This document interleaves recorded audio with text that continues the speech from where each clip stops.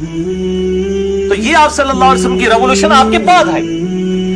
کہاں میرے بھائیوں، 1 ہجری کے اندر آپ صلی اللہ علیہ وسلم پر ایمان لانے والے لوگوں کی تعداد 125 ہے، اور آپ بھی اپنی جان بچا کر مکے سے مدینہ ہجرت کرتے ہیں اللہ کے حکم سے، ایک آلٹرنیٹ بیس کے طور پہ. یہ 1 ہجری کا واقعہ. 2 ہجری کے اندر غزوہ بدر ہوتا ہے، 3 ہجری کے اندر غزوہ احد، 5 ہجری کے اندر غزوہ خندق، 6 ہجری کے اندر صلح حدیبیہ اور عرب کے لوگوں نے ایز اے پاور آپ کو تسلیم کر لیا، 7 ہجری کے اندر غزوہ خیبر، 8 ہجری کے اندر فتح مکہ، اور 8 ہجری میں غزوہ حنین جو آخری فیصلہ کن جنگ تھی مشرکین عرب کے خلاف، عرب میں غلبہ.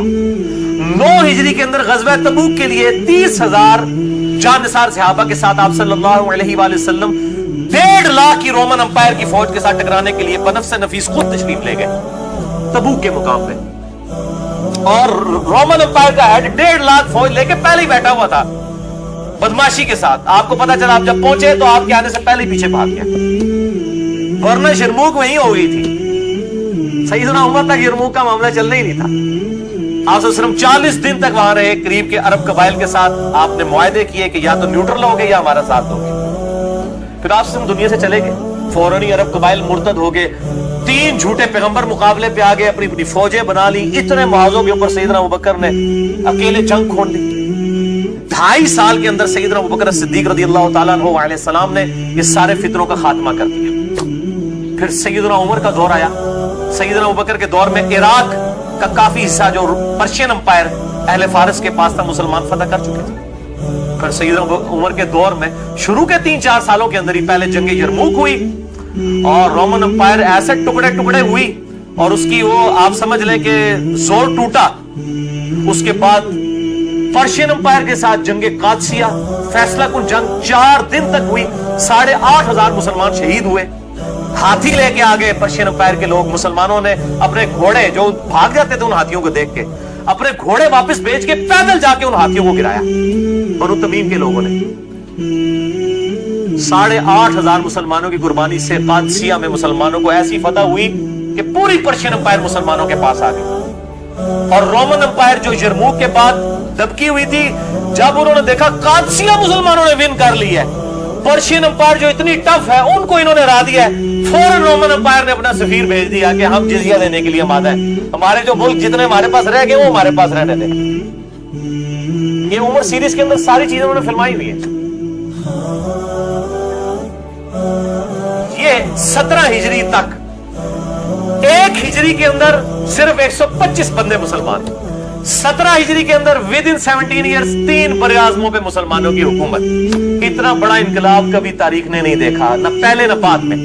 اور ایسا انقلاب آج بھی گلی گلی انقلاب ہے.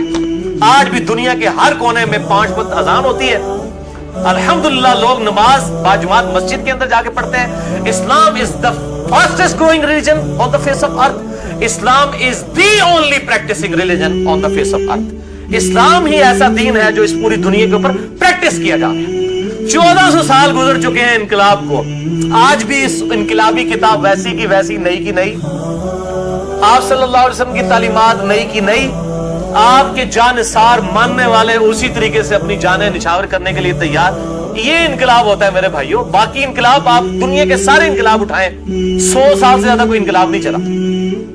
رشین انقلاب یہ حال میں تو سب سے بڑی مثال رشین انقلاب کی ہے نا، دیکھ لیں ملیا میٹ ہوگی. لیکن انقلاب یہ ہے الحمدللہ. اور میں اس پہ اکثر کہا کرتا ہوں کہ عرب کے لوگوں میں 2 کمزوریاں. ایک تو جاہل تھے. اللہ نے قرآن کی شکل میں انہیں ایسی کتاب دی کہ سورۃ المائدہ، سورۃ النساء، سورۃ البقرہ جن لوگوں نے پڑھ لی، وہ جیوز اور کرسچن جو ان کو امی کہا کرتے تھے، ان کے علمی دلائل کے جوابات ان صورتوں کے اندر ان امیین کی اپنی زبان کے اندر آ گئے اور انہوں نے ان کو گونگا کر دیا جیوز اور کرسچنز کو. اور دوسری کمزوری عرب کے لوگوں کے اندر یہ تھی کہ طوائف الملوکی تھی، آپس میں لڑتے رہتے تھے. ہمیشہ ایک قبیلہ دوسرے کو شکست دیتا تھا اور یہ مار کھاتے تھے رومن اور پرشین سے کیونکہ آپس میں لڑتے تھے. انہوں نے کبھی سوچا ہی نہیں تھا کہ ہم ایک جھنڈے کے نیچے اگر جمع ہو جائے تو ہم دونوں سپر پاورز کو الٹ کے رکھ دیں گے. اللہ نے پھر قرآن دیا، علم دیا، اور نمبر 2 ان کو یونٹی کے لیے بانڈ چاہیے تھا اپنے محبوب محمد رسول اللہ صلی اللہ علیہ وآلہ وسلم کو. ما کان محمد ابا احد من رجالکم ولکن رسول اللہ وخاتم النبیین. آپ صلی اللہ علیہ وسلم کو خاتم اور خاتم بنا کر بھیجا الحمدللہ. اور وہ لیڈر ان کو مل گیا کہ جس نے ان سب کو جو آپس میں پہلے لڑتے رہتے تھے بھائی بھائی بنا دیا. اور پھر ایسی وہ طاقت جمع ہوئی کہ آپ صلی اللہ علیہ وسلم تو دنیا سے چلے گئے، اتنے عرب قبائل بھی مرتد ہو گئے. وہ بھی اللہ تعالیٰ نے دکھایا کہ یہ فتح اللہ کی مدد سے ہوتی ہے، ورنہ جس طرح عرب قبائل مرتد ہوئے تھے، یہ کسی نے سوچا تھا کہ یہ رومن اور پرشین امپائر مسلمان گرائیں گے؟ ان کے تو اپنے ملک کے اندر حکومت کرنا مشکل ہو گئی تھی. لیکن جب سیدنا ابوبکر نے اپنی استقامت دکھائی اور آہستہ آہستہ فتوحات شروع ہوئی تو باقی سب قبیلے پھر واپس اسلام میں آ گئے. انہوں نے کہا لگتا ہے کہ آپ کو باقی کوئی شکست نہیں دے سکتا، اللہ کی غیبی مدد آپ کے ساتھ. الحمدللہ.